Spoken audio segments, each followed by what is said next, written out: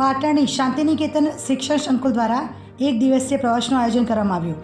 પ્રવાસ એ શિક્ષણનો અગત્યનો ભાગ છે. બાળકો જાત અનુભવ કરી શકે, સ્થળ વિશે મહત્ત્વની જાણકારી મેળવી શકે એ હેતુસર પાટણની શાંતિનિકેતન શિક્ષણ સંકુલ દ્વારા એક દિવસીય પ્રવાસનું આયોજન કરવામાં આવ્યું. શાળાના ધોરણ 6 થી 12ના વિદ્યાર્થીઓ પ્રવાસમાં જોડાયા હતા, જેમાં વટેશ્વર મહાદેવ, કેદારનાથ મહાદેવ, વિશ્વેશ્વર મહાદેવ, હાથીદરા મહાદેવ, બાજોઠિયા મહાદેવ, બાલારામ મહાદેવ તથા અંબાજીમાં મા અંબાના દર્શન કરાવી બાળકોને શૈક્ષણિક સાથે આધ્યાત્મિક જ્ઞાન આપવામાં આવ્યું. સવારે ચા નાસ્તો, બપોરે જમવાનું અને સાંજે જમવાનું સાથે બાળકોને પૌષ્ટિક આહાર આપવામાં આવ્યો હતો. બાળકો ખૂબ જ ઉત્સાહથી પ્રવાસમાં જોડાયા હતા તથા સ્થળોની મુલાકાત કરી હતી. પ્રવાસને સફળ બનાવવા માટે શાળાના પરિવારે ભારે જહેમત ઉઠાવી હતી. પીનલ નાગર સાથે ન્યૂઝ 24 ડિજિટલ ગુજરાતી પાટણ.